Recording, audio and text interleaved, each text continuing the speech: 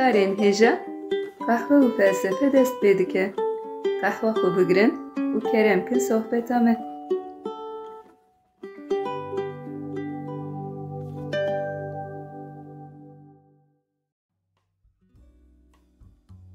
Merhaba guhdarên hêja, bi beşeke nû a qehwe felsefeyê em careke din li pêşberî we ne. Merhaba guhdarên hêja, me dîsa qehwa xwe hazir kir û bi bernameyeke nû em dîsa li pêşberî we ne. Sezgîn qehwe çawa çêbûye? Wala qehwe xweş vê carê te qehwek nûh te ceriban nizam. Na qehwa berê ye. Timê tu aynı qehwê ji me re çê dikî lê her car tamek nûh. Carkî tu çêke ka mêzekin qehwa te çawa ye? Mi çêkirî ya Murat. Sezona ewlî de carna me çê dikir yani. Yani yek carkî du car tê bîra min, ew jî wek xeyal yani. Tamam beşa bê di bernameyê bê de ez ê qehwe bixwar bînim. Yani em li qeydê li vir çêkin jî ez ê qehwa xwe bînim. Tamam tu zanî. Bi termosê. Yani madem ew qas ısrar dikî, tu zanî. Em ji qehweyê derbas bin, em derbasî felsefê bin Murat. Belê keremke. Di bernameyê berê de Murat te gotibû em ê îro dest bi filozofeke ezîz, navdar, giregir, qerase behsavî bikin. Yani Behsa Murado Tales. Ya ew jî nekê min. Lê te gotibû Agustinus. Em ê behsavî bikin. Wek her car ez dixwazim em ji jiyana wî dest pê bikin, em wî nas bikin bê ka Agustinus kî ye, kîjan wextê li ku jiyaye. Sezgin Agustinus bi rastî jî di dîroka felsefa Xristiyaniyê de naveke giring e. Ne tenê felsefeya Xristiyaniyê, yani bi tevahî di dîroka felsefeyê de naveke giring e. Gava em qala wî bikin em ê bibînin di dîroka felsefeyê de di demên pêş de jalî Descartes ve jalî em bêjin Hegel ve ew fikrên Agustinus baweyekî cuda hatine şîrove kirin, hinek veguherîn derbas kirine. Lê fikrê wî yani xwegîhan diye serdemên pêşî. Agustinus di sala 354 de li Tagastayê çêbûye. Li ku Tagasta me nebîstibû? Tagasta li Afrikaya Bakur cî digire, niha di nav sînorên Cezayirê de ye. Malbata Agustinus ne bi temamî Xristiyan e, ne jî bi temamî pagan e. Diya wî Xristiyan û meriveke dîndar e. Di çavkaniya de navê diya wî wek Monika derbas dibe, yani dibên bawermendekî mezin e. Bavê wî jî pagan e. Perwerdehiya xwe ya li ser retorîka klasîk, felsefe û edebiyatê dîsa li wir dibîne, li bajarê xwe dibîne. Li Kartaca û Romayê mamostetî dike. Li wan çaxan yani di ciwantiya xwe de ji Xristiyaniyê dûr e. Yani Xristiyanî qet bala wî nakişîne. 32 salî dibe Xristiyan û bi fikr û berhemên xwe di felsefeya Xristiyaniyê de dibe xwediyeciyeke giring. û wek Saint Agustinus tê binav kirin, yani Agustinusê ezîz. Saint Aziz e? Saint bi latînî ezîz e, tedî li bajarên me derên Süryaniye, Ermeniyan mor Süryanî bikartînin ezîz. Surp li Diyarbekirê tedî dêra Surp Giragos wek ezîz bikartînin. Agustinus jî wek Saint Agustinus tê binav kirin, wek meriveke ezîz û pîroz tê qebûl kirin. Ew hat bîra min metran ne ew tişte ne? Metran İsa heye ew jî behsa papazekî dike. Metran İsa belkî naveke taybet dikilamedin belkî jî. Di dawiya bernameyê berê de te hinek qala wî kiribû, qala Agustinus kiribû, te gotibû jiyanekê wî pir balkêş heye. Ev balkêşî çi ye? Yani jiyaneke çawa derbas kiriye me merak kir bi rastî. Ya gava meriv jiyana Agustinus dixwîne, bi rastî jî meriv jiyaneke balkêş û keseyatiyeke ecêb dibîne. Yani li vir ji ber ku bi milyaran guhdarê me hene, ez nikarim rast geç bêjim, dûre piştî bernameya me xeber bidin ser vîya. Em dikarin jiyana wî bikin du beş. Yani jiyana wî berî Xristiyaniyê û piştî Xristiyaniyê wek du beş ji hev pir cuda ne. Jiyana piştî Xristiyaniyê bi xebatên li ser felsefe û teolojiyê derbas dibe. Yani li ser dîn û îmana xwe ya êdî meriveke wek pîroz, wek bawermend. A balkêş jiyana wî ya berî Xristiyaniyê ye. Agustinus bi xwe jiyana xwe ya berî Xristiyaniyê jalî ehlaqî ve wek jiyaneke pir xerab pênase dike. û di berhemên xwe de jî viya rast îtiraf dike. Jiyanaviya berê Xristiyaniyê jiyaneke çawayî bandoreke çawa li ser felsefeya wî çêkiriye. Yani di serî de ji aliyê baweriyê ve ji Xristiyaniyê bi temamî dûr e. Demeke baweriya manîheîzmê qebûl dike û li dijî Xristiyaniyê dijminatiyeke mezin dike. Yani her cara viya dixwînim ew yani manîheîzm diku, Agustinus diku, Afrikaya başûr çawa xwe gîhandî vê baweriyê nizanim. Dûre dev ji manîheîzmê berdide û ji aliyê felsefî ve septisizmê diparêze. Septik yani şikparêz ji alî zanînî ve ji her tiştî şüphe dikin û rastiyeke teqes qebûl nakin. Dûre dev ji septisizmê berdide berhemên Plotinos dixwîne. Berhemên Plotinos nêrînên Agustinusiyên li ser Xwedê diguherîne. Li ser hebûna Xwedê, taybetmendiyên Xwedê dikeve nav fikrîneke kûr. Dûre li Milanoyê Xristiyaniyê qebûl dike, waftîz dibe û dest bi xwendin û xebatê li ser felsefe û teolojiyê dike. Te got ev jiyan li ser felsefeyê bandoreke çawa kiriye newer? Geş te pirsî. Ev jiyan berhemeke giring diafirîne. Agustinus li ser jiyana xwe bi taybetî li ser jiyana xwe ya berê Xristiyaniyê berhemeke de nivîse bi navê Confessiones yani îtiraf li xwe mikurhatin hem mikurhatin de nivîse belê îtirafê wî ne û ya berhemeke hem balkêş e hem jî berhemeke xweş e wextê te ez pêşniyar dikim. Derfetçe bezê bixwînin. Li cem min heye ez dixwazî bînim ji te re bixwîne. Dibe piştî bernameyê. Murat hinekî li ser vê berhemê karîbî agahiyan bidime. Yani giringiya vê berhemê çi ye? Qala çi dike? Erê te got îtiraf. Çima navê berhemê wek îtiraf daniye. Temamî jî îtirafa pêktî.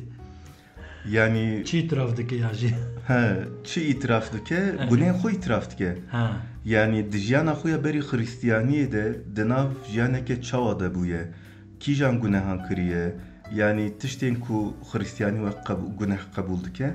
Ji ber vê yekê Confessiones berhema Agustinus hem berhemeke otobiyografîk e hem jî berhemeke felsefî ye.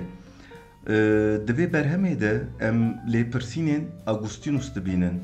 Fikrên wî li ser Xwedê, li ser gerdûnê, li ser hebûna mirovan, berî Xristiyaniyê li ser van mijaran çawa fikiriye, di nav jiyaneke çawa de bûye, di nav îtirafên Agustinus de em dibînin. Qala şaştiyên xwe dike, qala gunehên xwe dike û bi awayeke samîmî qal dike sezgîn. Yani gava tu hevokên xwe dixwînî rasterast hitabê Xwedê dike. Dibe ey Xwedayê mezin min wer kir, dibe ey Xwedayê mîhriban û dilovan ez ê çawa bigîjim heqîqeta te. Yani rasterast wek pêre sohbet dike. Wek afûxwestineke yani xwe ji guneha paqijkirin tiştekî di Xristiyanî de jî ew heye ya? Belê afûxwestin jî heye, dua jî heye, pesindayîna Xwedê jî heye. Yani berhemeke balkêşe bi rastî. Herim bînim ji te re dixwazî bixwînim. Piştî bernameyê. Tamam. Te got îtirafên Agustinus hem berhemeke otobiyografîk e qala xwe dike û hem jî berhemeke felsefî ye. Di nav jiyana xwe û felsefeyê de ma girêdanek çawa çê dike Murat? Sezgin eserim berhemê bînim ji te re tu bixwînî. Em bernameyê biqedînin. Tu bixwînî tu ê van pirsa ji min ekî êdî. Ya heta niha me karî bû wer bikire yani me bername çê nekirin me pirtû bixwenda. Agustinus berhema Confessionesê yani îtirafên xwe piştî ku li bajarê Hippoyê dibe pîskopos dinivîse. Di navbera salên 397 û 400 de ana ev berhem jiyalîkê ve otobiyografîk e. Yani qala jiyana Agustinus dike. Yani Agustinus bi xwe qala jiyana xwe dike. Lê gava em jiyana wî dixwînin em dibînin ku bi jiyana xwe qala bingeha fikrê xwe dike. Qala rêwîtiya xwe ya heqîqetê dike. Piştî jiyaneke çawa, piştî kîjan baweriyan, piştî kîjan şaşîtiyan rêya rastî tiye û heqîqeta Xwedê qebûl kiriye bi awayeke eşkere qal dike. Di berhemê de weke rasterast bi Xwedê re xeber dide. ji xwedê re qala zarokatiya xwe dike, qala gunehên xwe dike, tiştên xerab kiriye îtiraf dike, dua dike, pesnêwî dide, yanî metneke balkêş e. Gava me qala filozofên Clement û Tertullianus kiribû me qet qala jiyana wana berî xristiyaniyê nekiribû. Origenes tenê ji xwe di malbateke xristiyan de mezin bûbû. Wek agahî me vêya gotiye. Belê.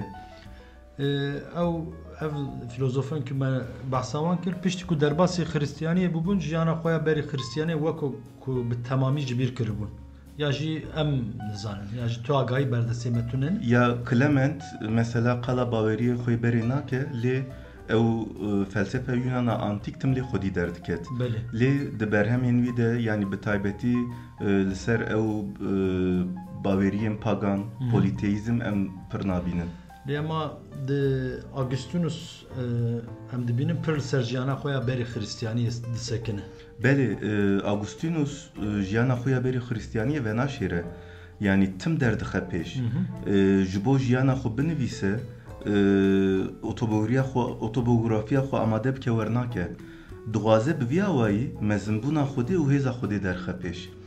Yani dixwaze bêje mirovek kîjan baweriyan qebûl bike, kîjan gunehan bike, jiyaneke çawa bijî jî dawiya dawî hebûna Xwedê fehm dike û vedigere ser rêya Xwedê. Li ser hebûna Xwedê Augustinus li vir li ser mijareke girîng disekine. Li gor Augustinus mirov bi tena serê xwe bi rêwîtiyeke hundirîn digîje hebûna Xwedê. Loma li ser jiyana xwe ya berî xristiyaniyê pir disekine. Yani weka ku dibêje ji bo hebûna Xwedê fehm bikim, ew jiyana min a berî xristiyaniyê, ew şaşî û gunehên min ferz bûn. Min ew nekirana min nedigîşt hakîqeta Xwedê.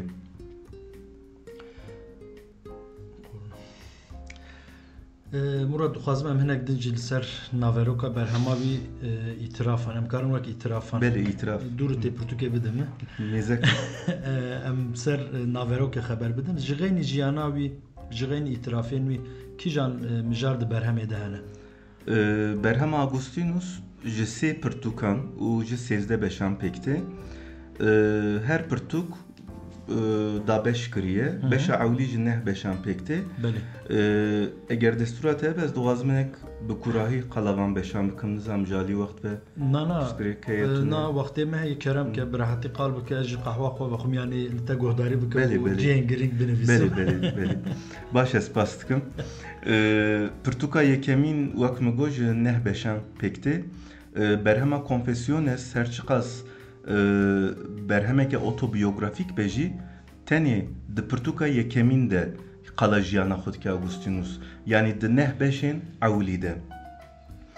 Di van beşan de Augustinus qala zarokatiya xwe dike. Qala lêpirsînên xwe yên felsefî dike, çi kiriye, çi nekiriye, yani xêr gune distûyê wî de nizam çiqa rastgotiye. Xristiyanî çawa nas kiriye, çawa qebûl kiriye. Lê li vir em rasterast çîroka jiyana wî naxwînin. Weke berê jî min gotibû, çîrokên xwe yên jiyanê wek rêwîtiyeke hakîqetê nîşan dide. Her çîrokeke jiyana xwe bi mijareke xristiyaniyê vegirê dide. Li ser em bêjin vê girêdanê dikarî mînakeke bidî. Helbet, yani gava min got mijarên xristiyaniyê di felsefeya xristiyaniyê de kîjan nîqaş hene, kîjan pirsgirêk hene.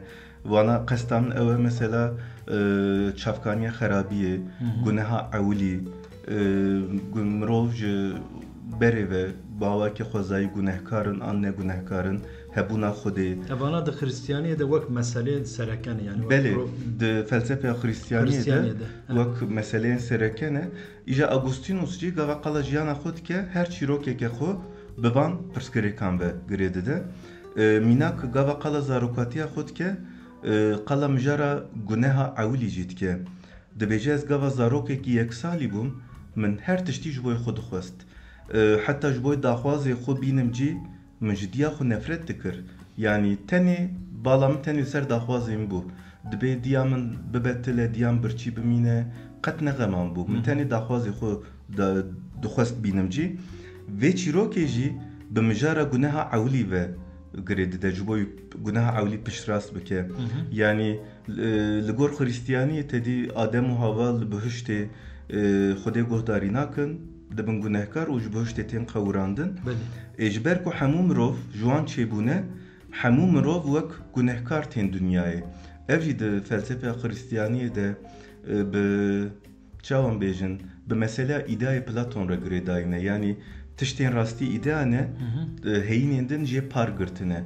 Ev jî dibên îdea wek îdea sembolên mezin Adem û Havva ne, mirovên din jê par girtine, gunehê wan jî jê par girtine. Loma hemû mirov di wek gunehkar tên dunyayê tedî ji bo wî zaroka waftiz dikin. Waftiz dikin ji bo gunaha paqij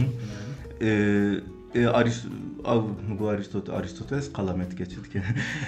Augustinus dibe ez di zarokatî de ez yekê wer bûm van tiştan dikir, çimkî ez yekê gunehkar bûm di zarokatiya xwe de. Bi van mînakan di teolojiya Xristiyaniyê de bingeha doktrîna guneha ewlî ava dike. Yani baweke sistematik vê meselê dixe nav pergalekê. Ev mijara gunaha ewlî Xristiyaniyê de em zanin mijareke girîng di bernameya taybetmendiyên felsefeya serdema navîn de belê mijareke girîng e berfirehî meqala wê kiribû. Wek guneheke mezin tê qebûl kirin û dîsa gunehê dixin sûcê jin. Yani jin werkiriye. Erê li gor vê em bêjin ramana Xristiyanî. Augustinus Murat li ser vê mijara gunaha ewlî wekî din çi dibêje? Dîsa dixwazim ji berhemê mînak bidim. Gava qala ciwaniya xwe dike dibêje rojek bi hevalê xwe re em çûn bexçeyek bi dizî ketine bexçê û hirmîn bexçê dizîne. Dibêje diziya me ne ji ber birçîbûn û tunebûnê bû. Divê li bexçê me hirmiyê xweştir û mezintir hebûn. Lê me ji diziyê ji vê gunehê wek kêfeke mezin me digirt, wek kêfeke me didît viya. Vê mînakê dîsa bi mijara guneha ewlî vegirê dide. Yani dibe mirov ji bawekê xwezayî ji biçûkhatiyê de wek meyla wan li ser gunehê heye. Çiqa tiştên li ber destê wan hebe jî çavê wan tim di derve ji bo guneha bikin, ji bo ew wek yani dibe çavê wan birçî ye, tim çavê wan li derve ne ji wek guneheke mezin qebûl dike. Dibe viya jî sedema wiya jî guneha ewlî ye. Her mirov wek dibe gunehkar tê dunyayê, loma pêdiviya wî tune be jî dibe çav berdide hurmiyê xelkê didize. Ji bo wê zevqê yani bêjin. Yani em karin bêjin ji ser jiyana xwe qala taybetmendiyên hemû mirovan dike ya jî hemû gunehkaran? Belê yani berî ku Xristiyaniyê qebûl bike, di nav psikolojiyeke çawa de bûye, di hişê wî de fikrên çawa çêbûne, bi hûrgilî qala dike. Di berhemê de hevoka Aristotelesê viya ji Xwedê re dibêje, dibe ruhê min bûbû du perçe. Aliyekî ruhê min dixwest di nav kêf û xweşî û gunehên dunyayê de bimîne, aliyeke din jî dixwest bikeve rêya Xwedê. Te got di Pirtûkê de neh beşên ewlî otobiyografiya Augustinus'ı behsa jiyana xwe dike. Çar beşên dawiyê li ser çi ne? Qala kîjan mijaran babetan dike? Ew çar beşên dawiyê li ser mijarên felsefî ne. Wek mînak di beşa deha de qala hiş û hafizaya mirovan dike. Hişê mirov çawa dişoxile piştî kîjan pêvajoyan li hebûna Xwedê hay dibe. Hişê mirov di têgîştina Xwedê de çawa tev digere. Ji Pirtûkê dixwazim hevokeke bêjim dîsa, ji ber ku min Pirtûkê xwendiye ez dikarim bêjim Ez ê bixwînim Murat merak ji ber ku te nexwendî tu nizanî. Augustinus ji Xwedê re dibêje min tu di nav kurahiyên rixê xwe de dît. Yani Augustinus dibêje heqîqet li dinyaya derve, li jiyana derve nine di nav rihê mirov de ye. Sezgîn bibore em gotina te birî li vir dixwazim şîroveyekê bikim. Augustinus di felsefeya xwe de pir di bandora Platon de maye. Ana gava em dibêjin, gava Augustinus dibêje heqîqet di nav rihê mirov de ye, divê em îdeayê Platon bînin bîra xwe. Çünkü li gor Platon jî rihê mirov digîşt zanîna îdeayan û li gor Platon jî heqîqeta herî mezin îdeya bûn. Augustinus o filozofên Xristiyaniyên din ew mesela îdeaya, sistema îdeaya Platon di avakirina sistema felsefeya Xristiyaniyê de bi awayekê xurt bikaranîne. Min ew bi gotan Murat em bahsa Portukavi dikin berhemavi dikin madem em hatta beşa daha hatin em breze devam bikin ka Augustinus de beşa yazda handa qala çıtke em ki jan mijaran de ve beşe de dibinin ya de beşa yazda da Augustinus qala zaman etke ev de her du bernameyn mein sersalê de waqt felsefe zamanê de mehne qala fikru nêrînên Augustinusiyên ser zamanê kiribû zaman çi ye çawa dest pê kiriye çawa diherike li ser zamanê dîsa di pirtûka xwe de pirtûka ku min xwendiye de werdibêje sezgîn dibêje zaman çi ye eger kes yek ji min nepirse ez pê dizanim çi ye lê gava yek ji min bipirse ez nikarim rave bikim. Viya tiştekî xweş ya wêdî gava ez bersiva tiştek nizanibim ez ê viya bêjim felsefî xuya dike. Dibe ez zanim lê nikarim ji were bêjim ravekirina wê. Ka vê gotinê qestawî çi ye ji ber kîjan taybetmendiya zamanê li ser pêneseya wê tiştekî wiha dibêje. Ya li vir dîsa zanîneke hundirîn zanîneke ruhî derdixe pêş. Dibêje hebûna zamanê ez dikarim bi rihê xwe fehm bikim, hîs bikim lê nikarim ji kesekê din re rave bikim. Yani qala entüisyonîzmê dike. Entüisyonîzm weke ku tu dizanî sezgîn. Ez nizanim dijmer rave bikim ê kêfxweş bin. Entüisyonîzm wek hîsparêzî meriv dikare şîrove bike. Yani entüisyonîzm wek çavkaniya zanînê wek rihê mirov hîsê mirov dibîne. Ne bi aqil ya jî bi fikir? Na. Yani aliyekî vana jî qebûl dike lê dibe hinek tişte ne meriv ne bi aqilê xwe kare fehm bike ne bi denê tecrübeyê ne bi tiştê dinê tenê meriv bi rihê xwe bi hîsê xwe dikare fehm bike. Bi dilê xwe em bêjin. Bi dilê xwe. Yani dibe gov bide dengê dilê xwe. Yani bifikire tu wek di nav daristanê de wenda dibî du rê li pêşiya te ne tu nizanî kî jarê rast e her du jî ji bo te yekin lê tu dibe ya ez ji vî alî herim nizanim lê ez ji vî alî herim ku piranî mere wenda dibe yani ev entüisyonîzm e ya jî di ezmûnê de gava em bersivê nizanim dibim ya ez viya ceyê işaret bikim ew jî piranî şaş derdik. Ji ber ku hemû em bêjin vebijer ji bo me wek hev yani. Yani belê entüisyonîzm mesela ya jî tu yekê nû nas dikî tu qet hîn li ser wî tiştek nizanî tu dibiya nizam viya pir neyekî ne kumaşekî baş. Tu nikarî rave bikî ji yekê re lê tu ya hîs dikî. Entüisyonîzm ev e. Ji bo zamanê jî Augustinus werdibêje yani dibe ez hîs dikim tiştek çawaya lê ez nikarim ji yekê re bêjim. Îja ji bo paşeroj û pêşerojê şîrove bikecî wîsa dibêje paşeroj qediyayê çûye pêşeroj jî hîn nehatiye ya girîng dema niha ye û em di dema niha de dijîn hîn te nepirsiye ez beşên donzdeh û sêzda jî bêjim ji qala afirandina cîhanê dike di van beşa de ayetên li ser afirandina cîhanê şîrove dike.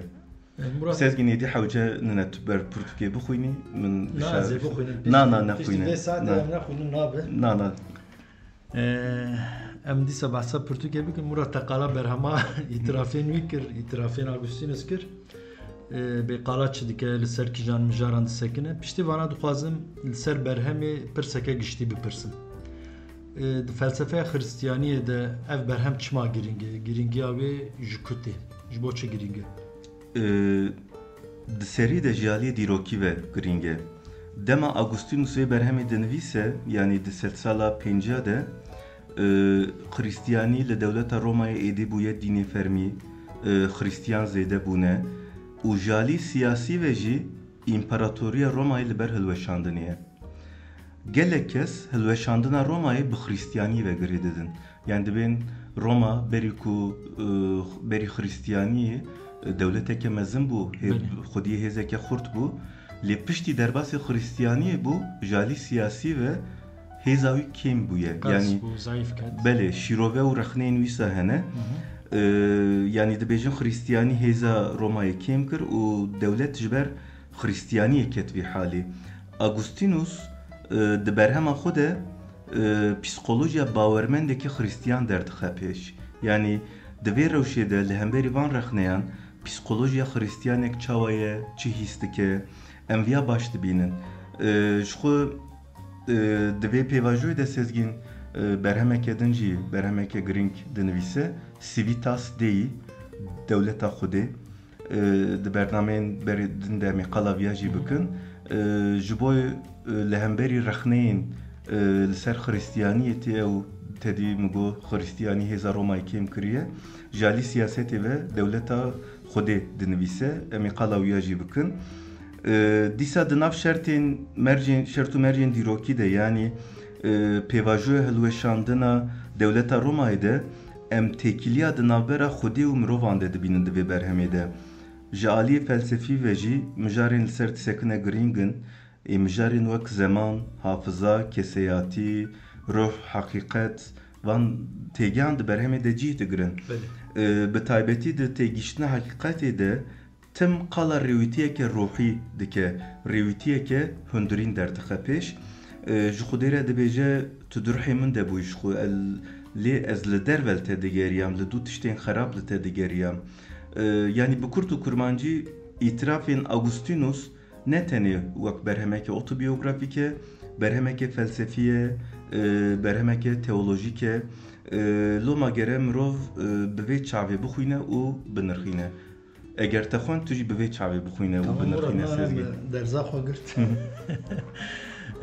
Xuyayê Augustinus em ê devam bikin Murat. Belê em ê devam bikin ev bername yani wek destpêkekî mixwest em amade bikin.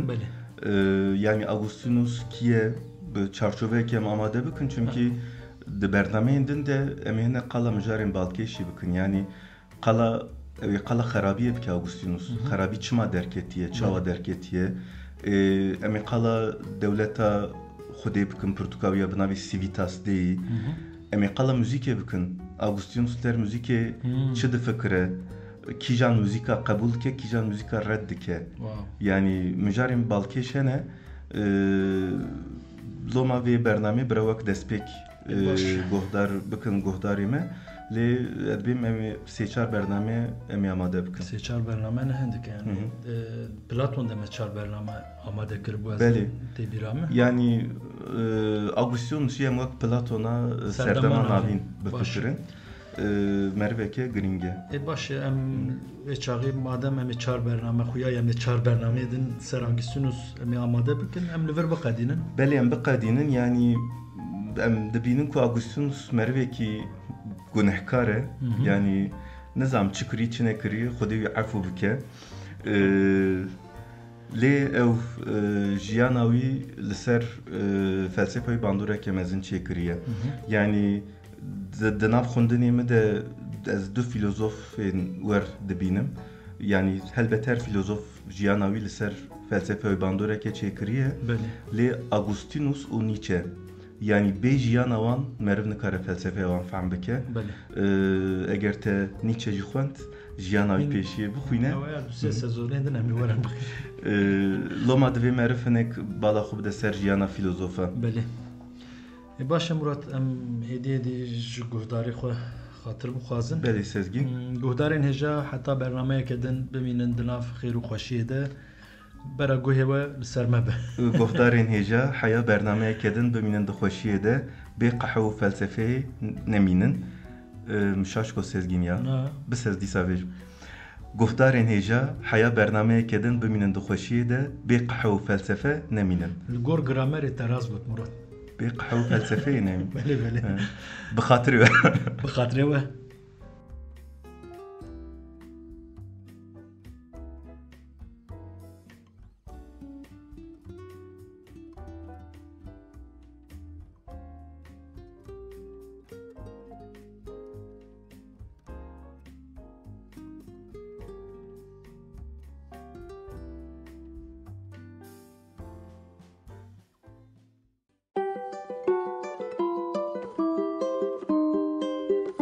Kahve û felsefe.